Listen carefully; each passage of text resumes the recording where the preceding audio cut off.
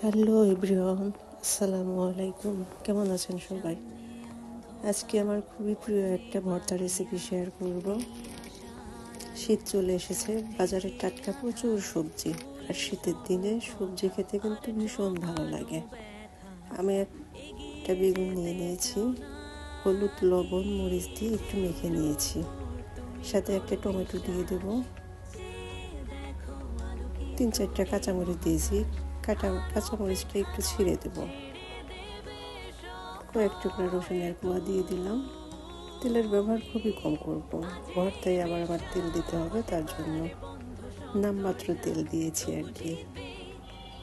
উল্টে পাল্টে ভালো করে ভেজে নেব। বেগুনটা ভাজি হয়ে গেছে, আমি উঠিয়ে দিচ্ছি। কাঁচামরিচ রসুনটাও উঠিয়ে নেব।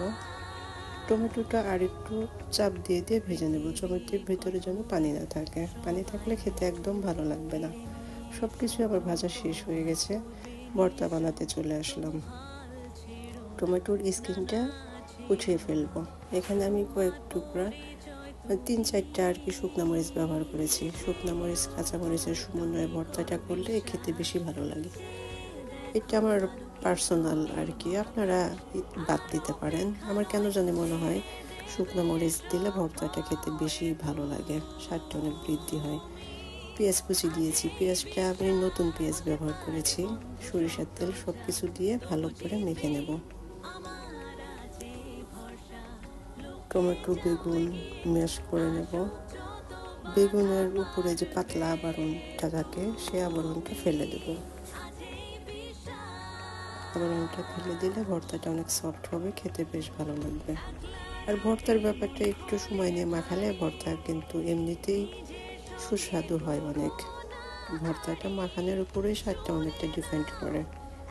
ভালোভাবে সব কিছু মেখে নেবেন, তাহলে দেখবেন খেতে ভীষণ ভালো লাগছে। আর শীতের দিন সকালবেলা ভর্তা গরম ভাত হলে তো কোনো কথাই থাকে না। সত্যি বলতে আমি যখন ভর্তাটা মাখাচ্ছিলাম তখন আমার জিভে জল চলে আসছিল। কিছু ধনিয়া পাতা কুচি দিয়ে দিলাম, এতে স্বাদটা আরও বেশি বৃদ্ধি পাবে। সব কিছু আবারও ভালোভাবে একটু মেখে নিচ্ছি। সকালবেলা ভর্তা ভাজি খেতে, ভর্তা ভাত খেতে কে কে ভালোবাসেন অবশ্যই কমেন্ট করে জানাবেন। আমার রেসিপিগুলো ভালো লাগলে লাইক কমেন্ট শেয়ার দিয়ে পাশে থাকবেন।